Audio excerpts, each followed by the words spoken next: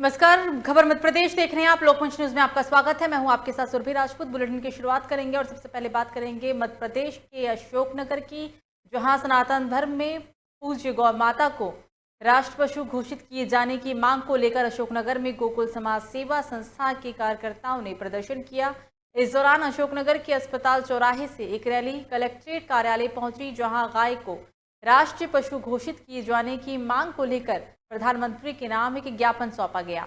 इस मौके पर गौ सेवकों ने कहा है कि उच्च न्यायालय खंडपीठ इलाहाबाद ने भी गौ माता के प्रति चिंता व्यक्त करते हुए भारत सरकार को गौ माता को राष्ट्र पशु घोषित करने का सुझाव दिया है।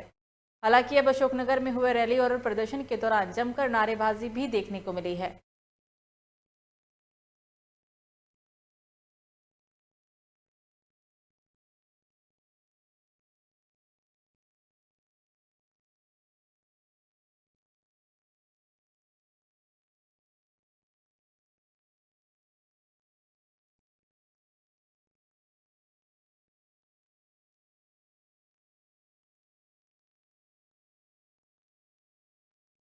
तो बैतूल जिले के Amla railway station MP expressway में 1 लाख का गांजा का परिवहन करते हुए आरपीएफ टीम ने एक संदेही को हिरासत में लिया। बता दें आपको कि ट्रेनों में गांजा का अवैध परिवहन करने का सिलसिला थमने का नाम नहीं ले रहा है।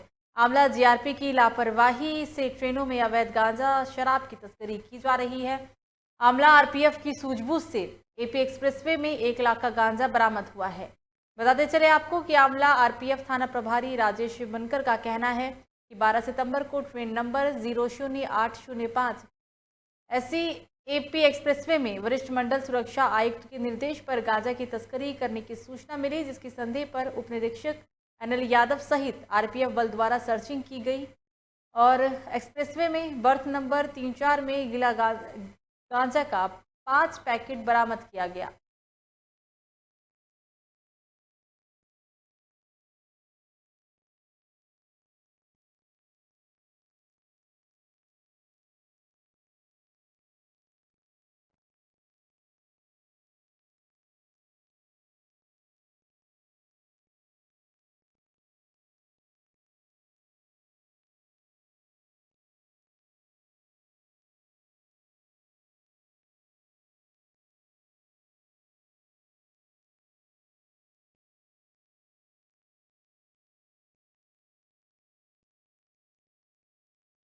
आरपीएफ टीम ने एक संदेही को हिरासत में लिया। लापरवाही की ही का वजह है कि ट्रेनों के अंदर भी गांजा की सप्लाई की खबरें लगातार सामने आ रही है। मध्य प्रदेश के बैतूल में 5 पैकेट गांजे को बरामद किया गया है।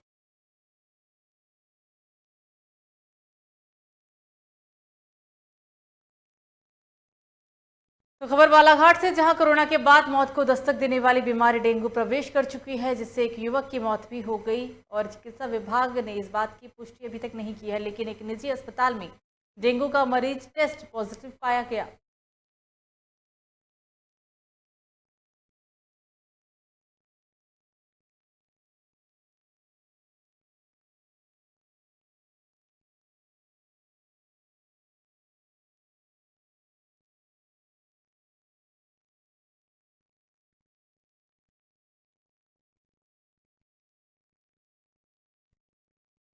तो खबर बलरामपुर से, जहां अपने मांगों को लेकर जिला कलेक्ट्रेट सहायक संचालक कृषि राज्यसभा सांसद राम विचार नेताम को ज्ञापन सौंपा गया है। किसान मित्र संघ का कहना है कि किसान मित्र संघ 2011 से काम करते आ रहे हैं और उनके द्वारा आत्मा योजना, मिट्टी यमुना जांच, किसान समृद्धि योजना सहित कृषि संबंधित सभी कामों का निर्वहन किया जाता है, लेकिन समस्या ये है कि उनके बारे में ग्राम सभा से अनुमोदन मांगा जा रहा है और किसान मित्रों को कलेक्ट्रेट दर पर माननीय यथावत रखने की मांग को लेकर ही यह ज्ञापन सौंपा गया है।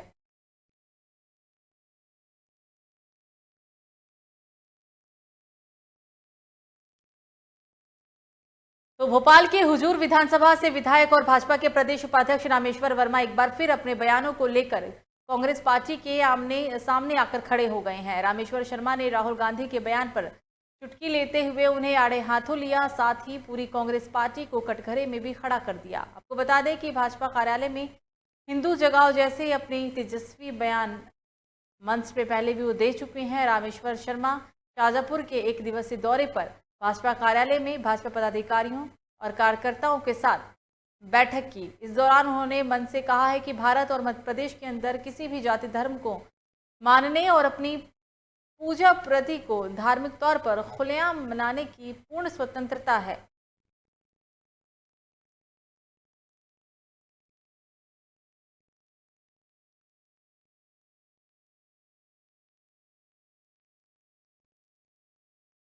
राहुल गांधी के मंदिर जाने पर सवाल नहीं है।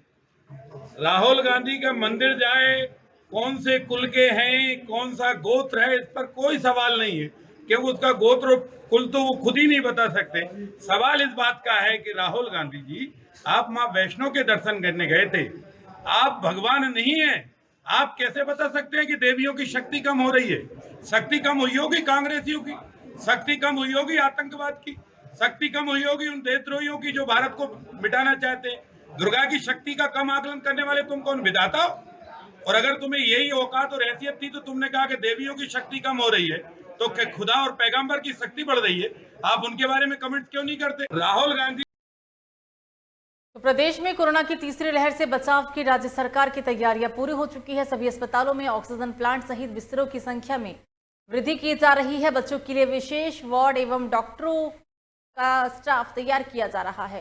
लोगों से अपील भी की जा रही है कि वो कोरोना से बचाव के लिए सभी आवश्यक सावधानियों का पालन करें। डेंगू की रोकथाम के लिए ही सरकार के द्वारा किए जा रहे प्रयासों पर मंत्री श्री भूपेंद्र सिंह ने कहा है कि राज्य में बढ़ते डेंगू के मामले को देखते हुए माननीय मुख्यमंत्री शिवराज सिंह चौहान स्वयं इसकी समीक्षा कर रहे हैं।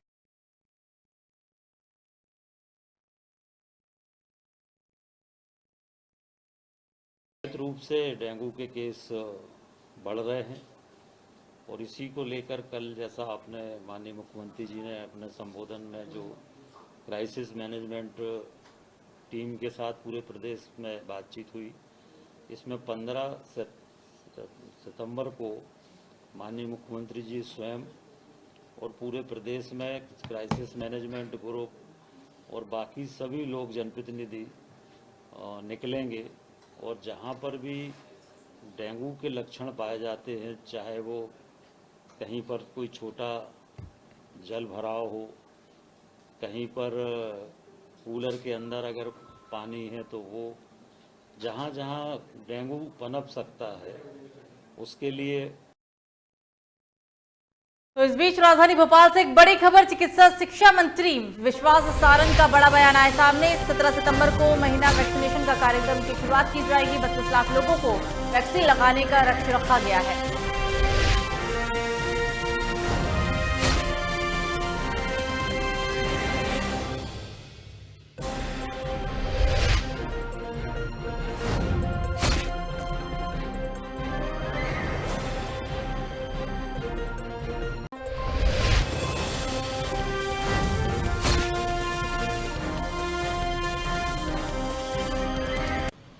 मध्य प्रदेश में माननीय मुख्यमंत्री जी के निर्देशन पे 17 सितंबर से और 7 अक्टूबर तक हम सुशासन को मजबूत करने के लिए अलग अलग कार्यक्रमों का निष्पादन करेंगे और इसी तारतम्य में सीएम हेल्पलाइन, जन सुनवाई और बाकी सुशासन को स्थापित करने वाली योजनाओं को और मजबूत करेंगे। तो भोपाल के कोहे फिजा इलाके में मछली पालन के नाम पर धोखाधड़ी का मामला सामने आया है। हरियाणा की कंपनी ने मछली पालन के नाम पर करीब 32 लाख रुपए किसानों से ठग कर भाग गए। इससे पहले भी कंपनी के खिलाफ कोहे फिजा थाने में मामला दर्ज किया जा चुका है। पुलिस का कहना है कि कंपनी के खिलाफ लगातार शिकायतें पुलिस को मिल रही है। हरियाणा की फिश नामक एक कंपनी में मछली पालन के नाम पर 2 लोगों से करीब 32 लाख रुपए की ठगी की गई थी।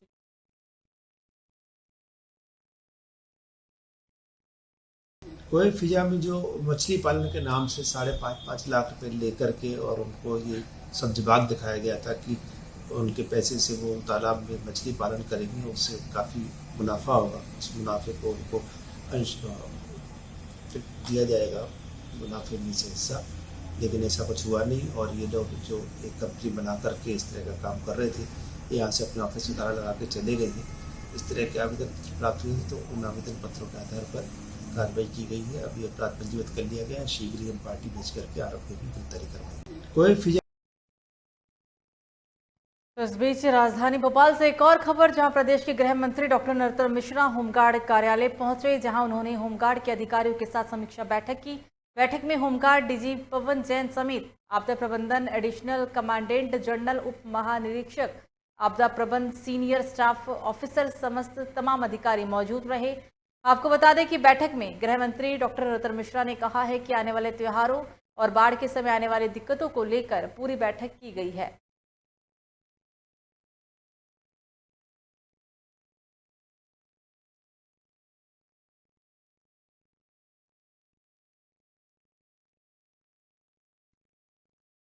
डाइंग कैडर जो घोषित हो जाते हैं होमगार्ड के, उस विषय में भी उस समिति को निर्णय करना होगा। उनके भोजन के संबंध में एक समसामयिक जो है और तात्कालिक कठिनाइयां हैं, उन सबको ध्यान में रख के आज एक समिति बनाने का तय किया है और बहुत जल्दी उसकी बैठक होगी और आने वाले त्योहार ठीक तरह से हो, उसके लिए निर्देश दिए गए।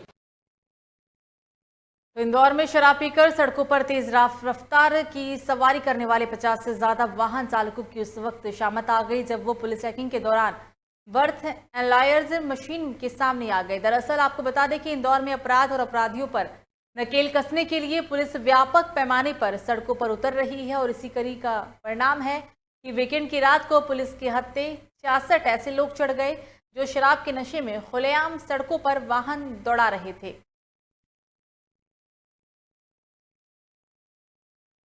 देखिए, जो सड़क दुर्घटनाएं हमें देखने को मिलती हैं उसमें बहुत ज़्यादा संख्या में जो कारण निकल के आया है वो शराब पी के जो लोग चलाते हैं वाहन, उस दिशा में इंदौर पुलिस ने कार्रवाई की है। और कल वीकेंड पे ये हमारी टीमों ने कार्रवाई की थी, जिसमें थाना पुलिस, ट्रैफिक पुलिस और हमारे रिजर्व पुलिस का बल भी साथ था और सभी वरिष्ठ अधिकारी उसमें निकले हुए थे। ब्रीथ एनालाइजर के माध्यम से कल सबसे बड़ी कार्रवाई 66 वाहनों के खिलाफ हमने की है।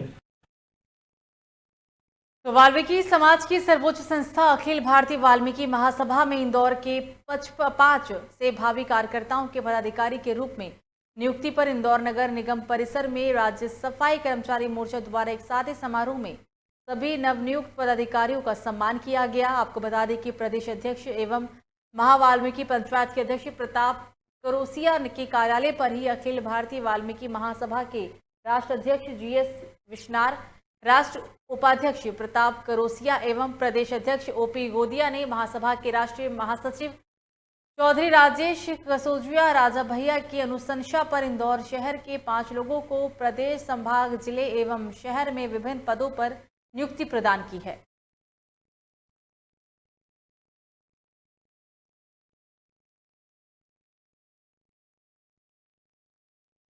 तो जबलपुर के ओमती थाना क्षेत्र के अंतर्गत इनकम टैक्स ऑफिस के सामने होटल समीर पैलेस में बरगी निवासी एक व्यक्ति का शव मिलने से पूरे इलाके में सनसनी फैल गई। आपको बता दें कि बरगी निवासी एक व्यक्ति 4 से 5 दिन पहले ही होटल में रुका था, जिसके बाद आज जब कमरे से बदबू आने लगी तो कमरे का दरवाज़ा खोला गया। साबू के इवान का शव फांसी के फंदे पर लटकता हुआ दिखाई दिया। हालांकि घटना के बाद पूरे मामले की सूचना पुलिस को दी गई। पुलिस ने शव को कब्जे में लेते हुए पोस्टमार्टम के लिए भेज दिया है।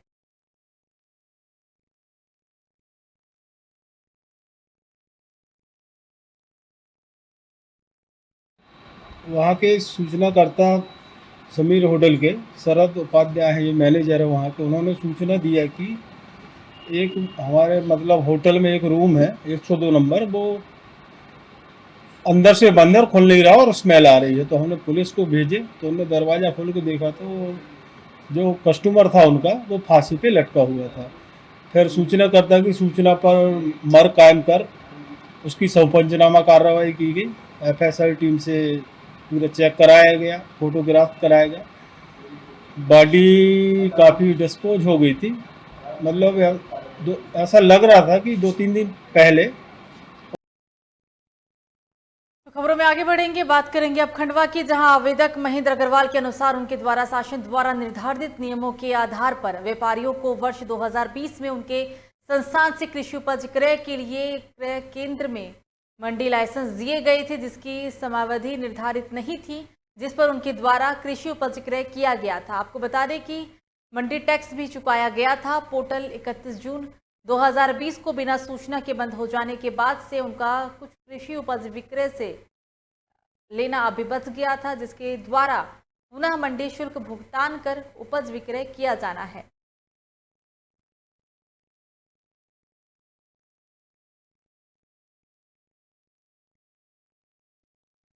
अगली खबर कोरिया से, जहां आंगनबाड़ी कार्यकर्ता सहायिका संघ के द्वारा कलेक्टर कोरिया को ज्ञापन सौंपा गया। साथ ही माननीय प्रधानमंत्री महोदय एवं माननीय मुख्यमंत्री भूपेश बघेल महोदय को पत्र भेजकर अपनी मांगों से भी अवगत कराया गया है।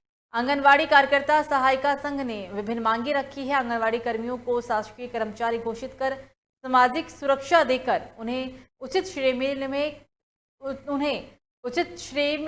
में शामिल किया जाए, ऐसी उनकी मांग है।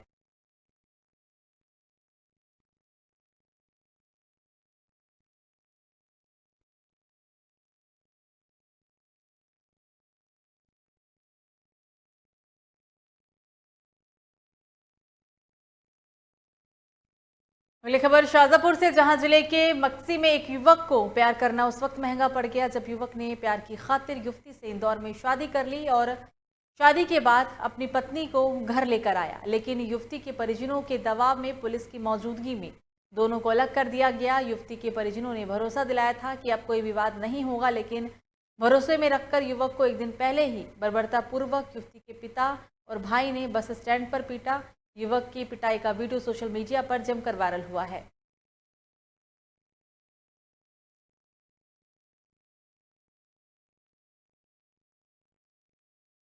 मारपीट का मामला कल का है, उसका कुछ वीडियो भी सामने आया है।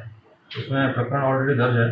इसके साथ ही जो मेडिकल रिपोर्ट है उसके आधार पर अगर कोई अन्य धारा भी बनती होगी तो उसकी भी कार्रवाई की जाएगी, आरोपियों के खिलाफ कार्रवाई की जाएगी। और उसको जो ज्ञापन दिया है उसको जांच में ले लिया गया है। जो भी तथ्य उसमें बताए गए हैं उसकी पूरी तरह से जांच करके उसके आधार पर अग्रिम कार्रवाई कर ली गई। मारपीट का मामला कल का है, उसका कुछ वीडियो भी सामने आया है। इसमें प्रकरण ऑलरेडी दर्ज है। इसके साथ ही जो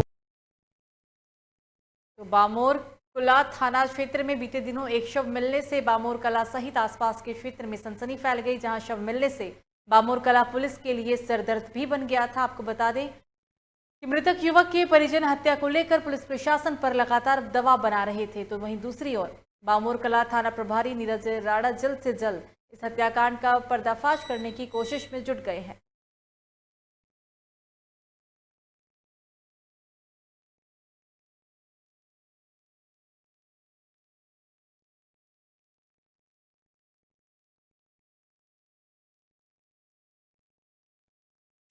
ये इन लोगों की आरोप इसकी मृतक की बली सिंह यादव इन लोगों से एक छोटे राजा है उससे जिम जाते हुए तो जिम जाते थे तो उसमें से विवाद हो गया था जिम में।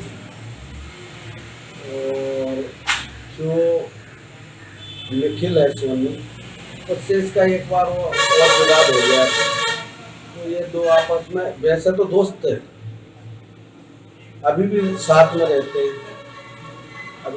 रहते थे सभी तीनों लोग, लेकिन ये अंदरूनी जो दोनों लोग उससे रंजिश रहे। तो अगली खबर सिवनी से, जहां सेकेंडरी स्कूल के शिक्षक दिलीप भलावी ने आपत्तिजनक पोस्ट किया, जिसमें भगवान श्री गणेश और ब्राह्मणों के खिलाफ आपत्तिजनक पोस्ट से जनता के बीच आक्रोश का माहौल है। आपको बता दें हालांकि इस संदर्भ में एफआईआर भी दर्ज कराई गई है, जिसमें विभिन्न धाराओं के साथ मामलों को विवेचना में लिया गया है।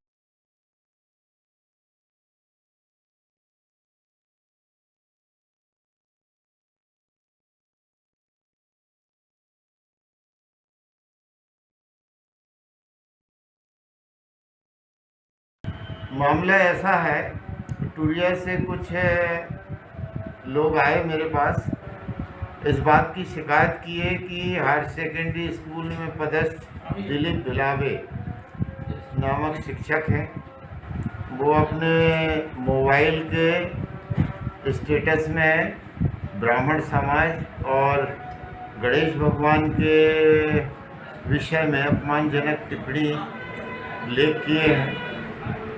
उनकी शिकायत पर मुकदमा रजिस्टर किया हुआ है और कार्रवाई की जा रही है। अगली खबर भी सिवनी से ही, जहां सिवनी में कई कार्यकर्ता, भाजपा के कार्यकर्ता पार्टी छोड़ कांग्रेस में शामिल हो गए। काम ना होने के चलते नाराज चल रहे थे सभी कार्यकर्ता, बताया जा रहा है ऐसा। हालांकि सभी ने लखनादौन विधायक योगेंद्र सिंह बाबा के समक्ष कांग्रेस की सदस्यता ली। गमछा डालकर एवं फूलमालाओं के साथ विधायक ने सभी का सम्मान किया।